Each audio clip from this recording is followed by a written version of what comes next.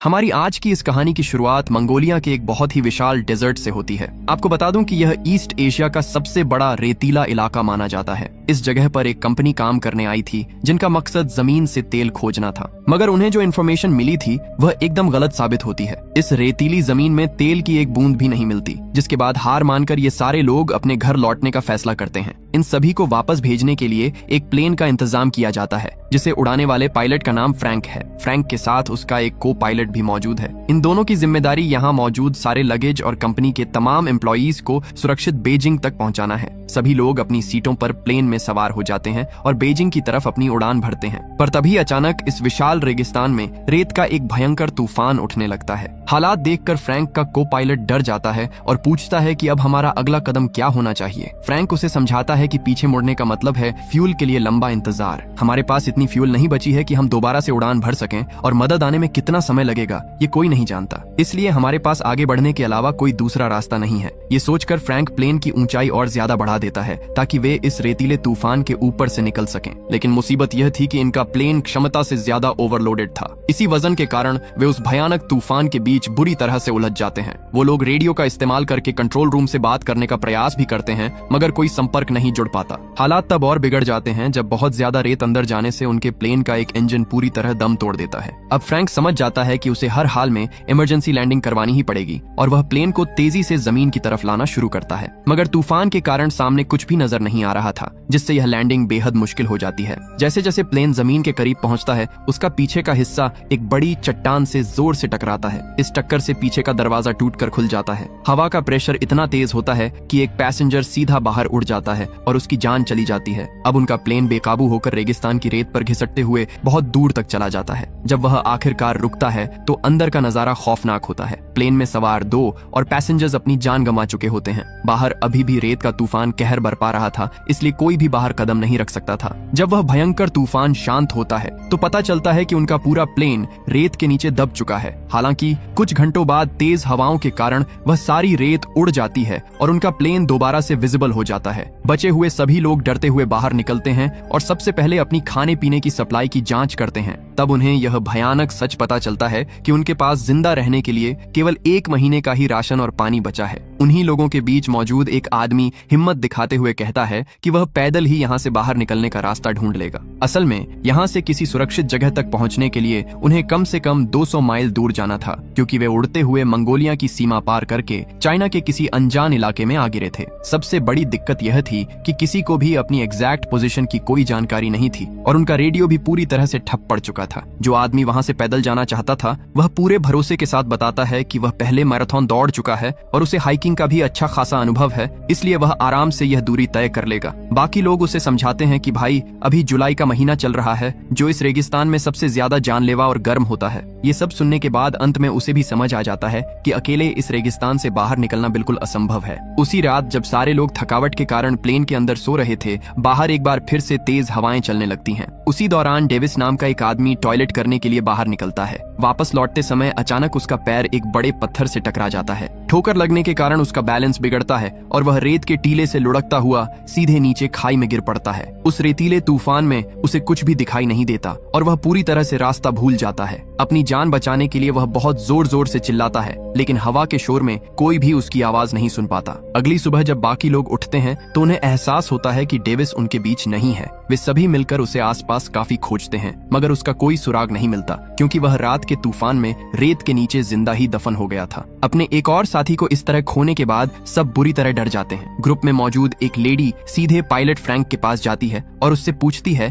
कि सच सच बताओ, क्या कोई हमें ढूंढने यहाँ आएगा? इसके कितने % चांस बचे हैं? फ्रैंक साफ शब्दों में जवाब देता है कि मुश्किल से 5%, मगर हम यहाँ से पैदल भी नहीं जा सकते क्योंकि हम इस बड़े रेगिस्तान के बिल्कुल बीच में फंसे हैं। हमारा राशन और पानी बहुत सीमित है। अगर हमने सफर शुरू किया तो वह सारा सामान बस 2 दिन में ही खत्म हो जाएगा, इसलिए यहाँ से भागने के बजाय मैं यहीं रुककर मदद का इंतजार करना प्रीफर करूंगा। बाहर बैठे बाकी लोगों का धैर्य अब टूटने लगता है। उन्हें लगने लगता है कि कोई भी उन्हें बचाने नहीं आने वाला। इसी डर से उनमें से 2 लोग चुपचाप वहाँ से निकलने का प्लान बनाते हैं और अपने साथ कुछ पीने का पानी भी चुरा कर ले जाने लगते हैं। तभी फ्रैंक उन्हें देख लेता है और सख्ती से कहता है कि कोई भी यहाँ से 1 बूंद पानी नहीं ले जा सकता। इसी बात को लेकर उनके बीच भयंकर हाथापाई शुरू हो जाती है और इसी छीना झपट्टी में वह कीमती पानी जमीन पर गिरकर बर्बाद हो जाता है। इसी बीच एलिट नाम का एक आदमी सामने आता है। वह सबको शांत करते हुए कहता है कि मेरे दिमाग में एक कमाल का आइडिया है जो हम सबकी जान बचा सकता है। वह बताता है कि मैं पिछले कुछ दिनों से इस टूटे हुए प्लेन को बहुत ही ध्यान से ऑब्जर्व कर रहा हूँ।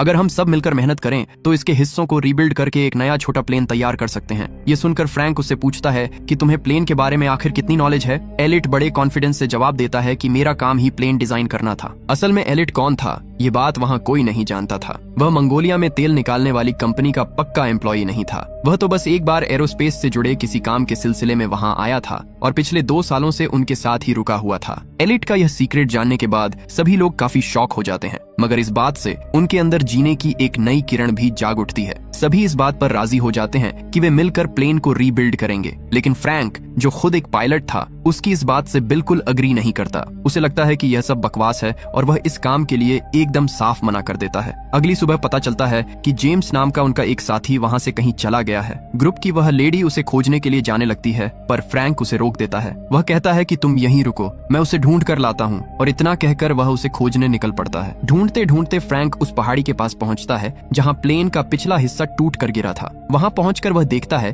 कि जो आदमी हवा में उड़कर गिरा था उसकी लाश अभी भी उसी जगह पर पड़ी है। आसपास जमीन पर कुछ गोलियों के खाली खोल भी बिखरे हुए थे। ये सब देखकर फ्रैंक के होश उड़ जाते हैं। उसी वक्त जेम्स भी वहाँ आ जाता है। जेम्स कहता है कि इसका मतलब साफ है, हमारे आने से पहले यहाँ कोई और मौजूद था। मैं यहाँ अपनी वह घड़ी लेने आया था जो मैं इस आदमी से पोकर खेलते वक्त हार गया था, लेकिन अब इसकी कलाई से वह घड़ी गायब है। ये देखकर उन्हें पूरी बात समझ आ जाती है कि यहाँ रेगिस्तान के खतरनाक स्मगलर्स आए थे जिन्होंने मरे हुए आदमी के कपड़े और घड़ी दोनों लूट लिए। जो गोलियों के कवर वहाँ पड़े थे वह इस बात का सबूत थे कि उन बेरहम लुटेरों ने इनके मरे हुए साथी के शरीर पर गोलियां चलाकर अपनी प्रैक्टिस की थी। फ्रैंक तुरंत जेम्स को वापस कैंप चलने के लिए कहता है, लेकिन जेम्स हिलने से इनकार कर देता है। वह फ्रैंक से पूछता है कि तुम उस प्लेन को दोबारा बनाने के खिलाफ क्यों हो। फ्रैंक जवाब देता है कि मैं लोगों के मन में झूठी आस नहीं जगाना चाहता, क्योंकि मुझे पता है कि वह कभी उड़ने वाला नहीं है। इस पर जेम्स उसे समझाता है कि दुनिया का हर इंसान प्यार और सहारे की तलाश में रहता है। अगर हम इस मुश्किल वक्त में किसी को प्यार नहीं दे सकते तो कम से कम जीने की एक उम्मीद तो दे ही सकते हैं, और अगर हम वो भी नहीं कर सकते तो इंसान को वह करने की आजादी देनी चाहिए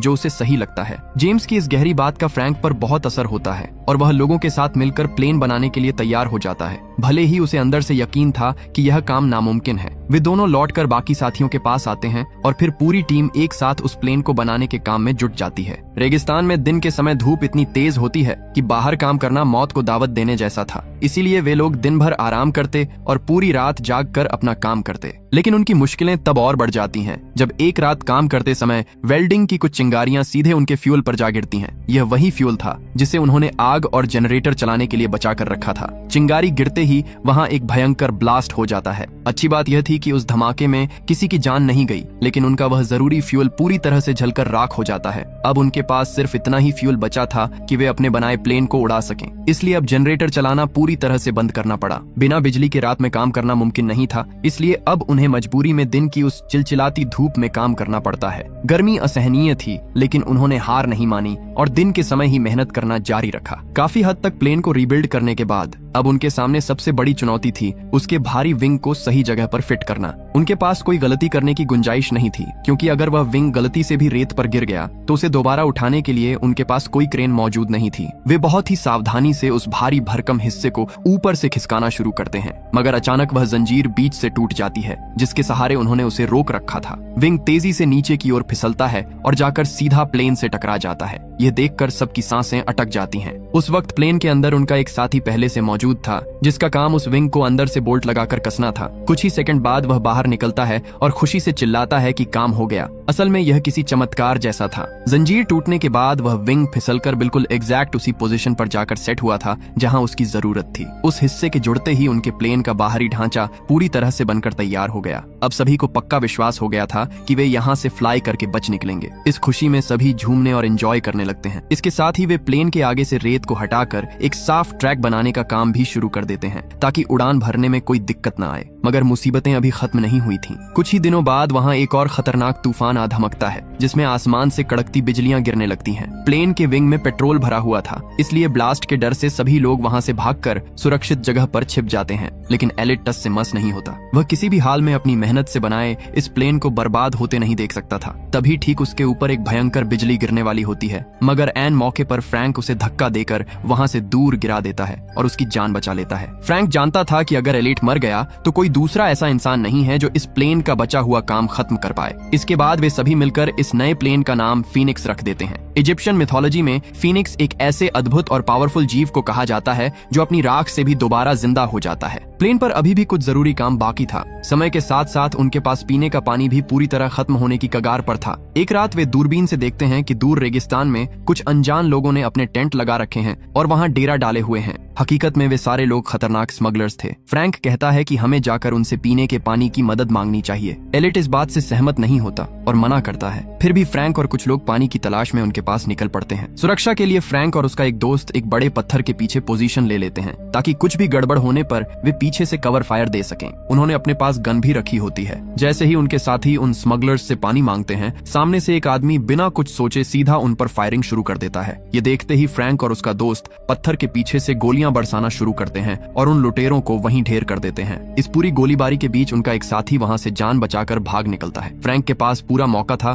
कि वह उसे पीछे से गोली मार दे, लेकिन वह ट्रिगर नहीं दबाता क्योंकि वह कोई कातिल नहीं था। इसी बीच जेम्स उन मरे हुए स्मगलर्स की तलाशी लेता है और एक की कलाई पर उसे वही घड़ी नजर आती है जो उनके उस साथी की थी जो प्लेन क्रैश के वक्त बाहर गिर गया था। इससे ये बात साफ हो जाती है कि ये बिल्कुल वही स्मगलर्स हैं जो क्रैश साइट पर गए थे और जिन्होंने उनके मरे हुए दोस्त के शरीर पर गोलियां चलाकर मजे लिए थे। यानी उनका पाला बहुत ही निर्दयी और खूंखार लोगों से पड़ा था। उनमें से एक स्मगलर जो घायल हालत में बच गया था, उसे वे पकड़कर अपने बेस कैंप ले आते हैं। ग्रुप के कुछ लोग गुस्से में थे और चाहते थे कि उसे तुरंत खत्म कर दिया जाए क्योंकि उसी के साथियों ने उनके दोस्त की जान ली थी। लेकिन फ्रैंक इंसानियत के नाते ऐसा करने से साफ इनकार कर देता है। इस बात को लेकर उनके बीच बहुत तीखी बहस चल ही रही होती है कि अचानक एलिट अपनी बंदूक निकालता है और उस स्मगलर को सीधे गोली मार देता है। इस घटना के बाद एलिट और फ्रैंक के बीच बहुत बड़ा झगड़ा शुरू हो जाता है। एलिट हर चीज का ब्लेम फ्रैंक पर डालता है। वह चिल्लाकर कहता है कि तुम हमारे पायलट थे, तुम्हारी बेवकूफी से हम यहाँ फंसे हैं। मैंने तुम्हें वहाँ जाने से रोका था पर तुम नहीं माने और तुम्हारी वजह से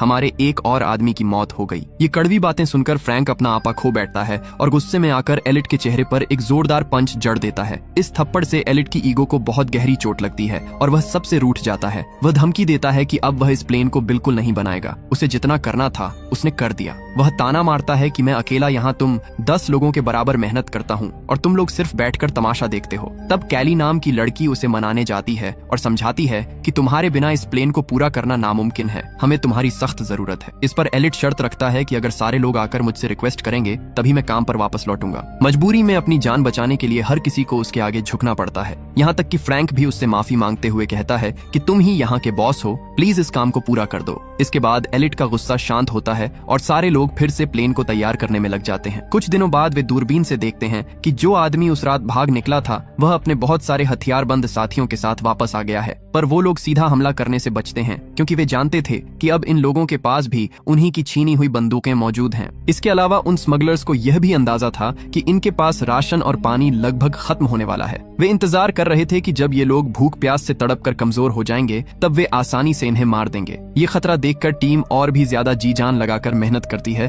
और आखिरकार उनका प्लेन पूरी तरह से तैयार हो जाता है। इसी बीच फ्रैंक के हाथ एक पुरानी मैगजीन लगती है। उसमें तरह तरह के प्लेन्स के छोटे छोटे मॉडल्स छपे हुए थे। फ्रैंक को यह देखकर बहुत बड़ा झटका लगता है कि एलिट ने बिल्कुल इन्हीं मॉडल्स की नकल करके इस प्लेन का डिजाइन तैयार किया है। तब सबके सामने यह भयानक सच आता है कि एलिट जिन प्लेन्स की बात करता था वे असल में बच्चों के खेलने वाले खिलौने थे। वह सिर्फ छोटे मॉडल्स ही डिजाइन करता था। वो खिलौने हवा में जरूर उड़ते थे मगर उसने अपनी पूरी जिंदगी में कभी कोई असली और बड़ा प्लेन नहीं बनाया था। ये सच जानकर सभी का खून खौल उठता है। अयान नाम का शख्स तो इतना भड़क जाता है कि वह सीधा एलिट के माथे पर गन रख देता है। वह चिल्लाता है कि तुम इतने हफ्तों से हमारी जिंदगी के साथ खेल रहे हो। ये कबाड़ कभी नहीं उड़ेगा क्योंकि तुम्हें असल में प्लेन बनाना आता ही नहीं है। लेकिन एलिट को अपने काम पर पूरा भरोसा था। वह बिना डरे कहता है कि यह प्लेन उड़ेगा। मैं मानता हूँ कि मैं खिलौने बनाता था पर वो रिमोट कंट्रोल से चलने वाले होते थे और उन छोटे मॉडल्स में असली प्लेन से भी ज्यादा बैलेंस की अहमियत होती है जो मैंने इसमें परफेक्ट रखा है। फ्रैंक बीच बचाव करके अयान को शांत करता है। तभी रेगिस्तान में एक बार फिर तेज हवाएं चलने लगती हैं। हवा का दबाव इतना ज्यादा होता है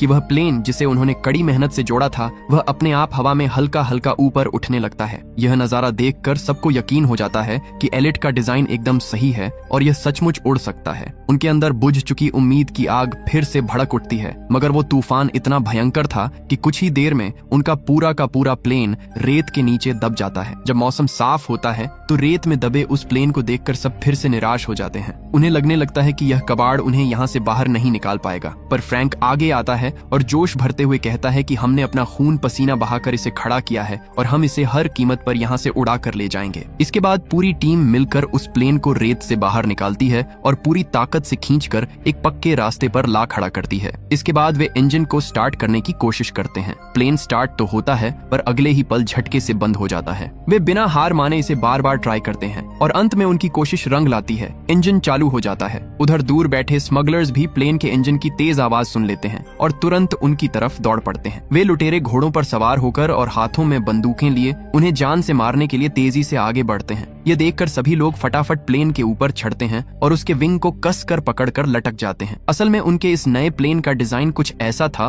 कि उसमें अंदर बैठकर सफर करने की कोई जगह ही नहीं थी। उन्होंने बड़े हवाई जहाज के टूटे फूटे हिस्सों को जोड़कर बस उड़ने लायक एक ढांचा तैयार किया था। अब उनका प्लेन उस कच्चे रनवे पर तेजी से दौड़ने लगता है। पीछे से आ रहे स्मगलर्स लगातार अपनी बंदूकों से उन पर फायर कर रहे थे, पर किस्मत अच्छी थी कि एक भी गोली उन्हें नहीं छू पाई। मगर तभी अचानक सामने उनका रनवे खत्म हो जाता है और एक गहरी खाई आ जाती है। यह देखकर स्मगलर्स को लगता है कि अब ये सभी खाई में गिरकर पक्का मारे जाएंगे, लेकिन ठीक उसी पल एक चमत्कार होता है। उनका फीनिक्स उस खाई के किनारे से हवा में छलांग लगाता है और सीधा आसमान की ऊंचाइयों की तरफ उड़ने लगता है। हवा में खुद को सुरक्षित पाकर सबकी खुशी का कोई ठिकाना नहीं रहता, क्योंकि उनकी हफ्तों की जी तोड़ मेहनत आखिरकार सफल हो चुकी थी। इस तरह वे सभी मौत को मात देकर उस खतरनाक और जानलेवा रेगिस्तान से बाहर निकलने में कामयाब हो जाते हैं, जहां से जिंदा लौटना नामुमकिन माना जाता था। लास्ट में स्क्रीन पर इन सभी लोगों की कुछ तस्वीरें दिखाई जाती हैं। ये सारे लोग अब सुरक्षित अपने घर पहुंच चुके हैं, अपनी फैमिली के साथ हैं और एक खुशहाल जिंदगी बिता रहे हैं। इसी शानदार एंडिंग के साथ यह सर्वाइवल मूवी यहीं खत्म हो जाती है। दोस्तों,